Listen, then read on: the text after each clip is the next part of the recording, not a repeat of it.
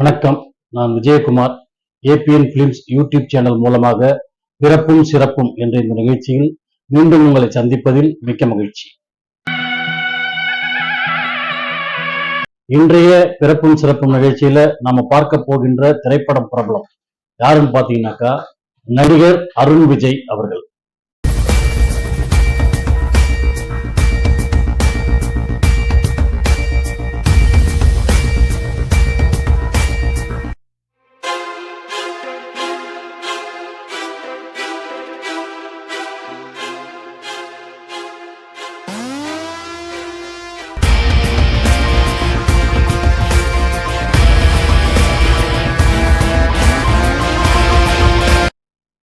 இவரு சினிமாக்குள்ள நுழையும் போது இவருடைய ஒரிஜினல் பேர் வந்து அருண்குமார். அப்படிதான் நடிக்க ஆரம்பிச்சாரு. அப்புறம் நிறைய படங்கள் நடிக்கிட்டு இருக்கும்போது அவருடைய பெயரை வந்து அருண் விஜய் அப்படின்னு சொல்லிட்டு மாத்திட்டார். இவர் வந்து 1977 வருடம் நவம்பர் மாதம் 19ஆம் தேதி சென்னையில தான் பிறந்தாரு. நடிகர் விஜயகுமாருக்கும் அவருடைய முதல் மனைவி முத்துக்கண்ணுக்கும் மகனாக பிறந்தார். அவங்களுக்கு பிறந்த ஒரே மகன் இவர் தான், அருண் விஜய் தான். இவர் வந்து சினிமாவில் நடிக்கணும்னு சின்ன வயசுல இருந்து ஆசை.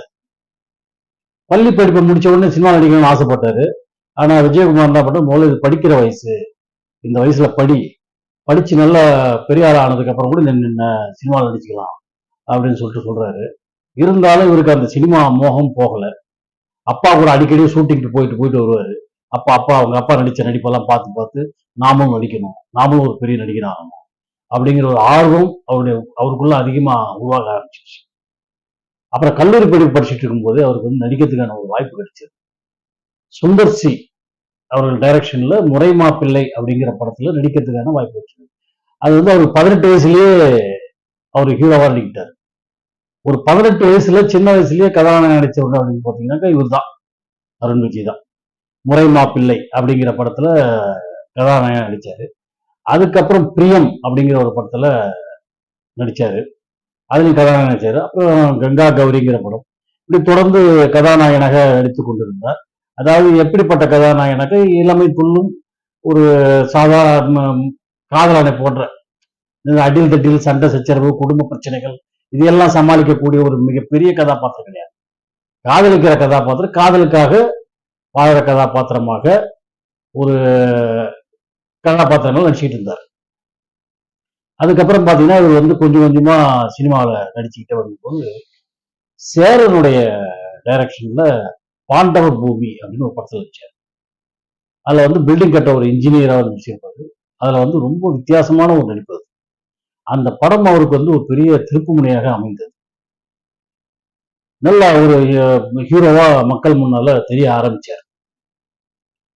அது மட்டும் இல்லாம அவர் வந்து ஒரு சின்ன சின்ன கதாபாத்திரங்கள் மாதிரியே தெரியக்கூடிய படங்களாக இதெல்லாம் அமைஞ்சிட்டதுனால பாண்டவர் பூமிக்கு முன்னால நடிச்ச படங்கள்லாம் அந்த அளவுக்கு பெருசா பேசப்படல.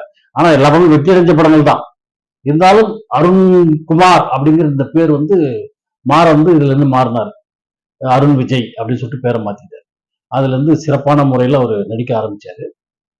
அதுக்கப்புறம் பாத்தீங்கன்னாக்கா தடையற தாக்க அப்படின்னு ஒரு ஆக்ஷன் மூவி நடிச்சார். அது ஒரு பெரிய பேர் வாங்கி கொடுத்துச்சு.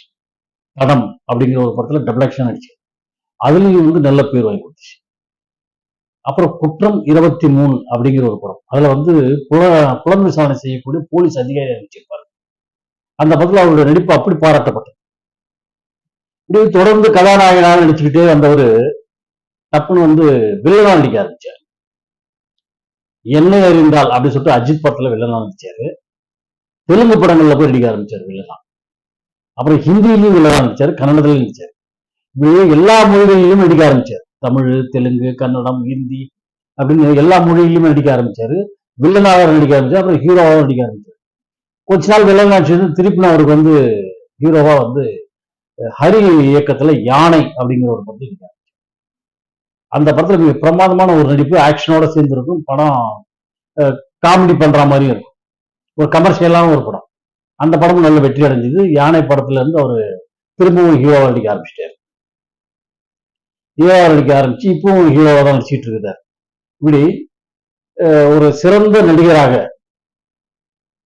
தான் வளர வேண்டும் என்று நினைத்து சிறு வயதிலிருந்து அதற்கான முயற்சிகளை செய்து தன் தந்தையைப் போல தானும் ஒரு பெரிய நடிகராக ஆக வேண்டும் என்று பலவிதமான முயற்சிகளை செஞ்சிருக்காரு.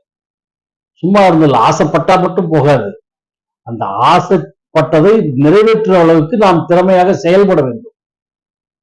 நம்முடைய எண்ணம் நிறைவேற வேண்டும் என்றால் நாம் முயற்சி செய்ய வேண்டும், அதற்காக செயல்பட வேண்டும் என்பதை சரியாக உணர்ந்து சரியாக அந்த பாதையில் சென்று தன்னை ஒரு நடிகனாக தமிழ் மக்களிடையே தன்னை பதிவு செய்து கொண்டு இன்று ஒரு சிறந்த நடிகராக, எல்லோரும் போற்றும் ஒரு நடிகராக வளர்ந்து மிக சிறப்பான ஒரு நடிகராக திகழ்ந்து கொண்டிருக்கும் திரு அருண் விஜய் அவர்களின் பிறந்த தினமான நவம்பர் 19 அன்று ஒரு முயற்சியாளரின் தினமாக கொண்டாடுவோம் என்று கூறி விடைபெறுகிறேன். நன்றி, வணக்கம்.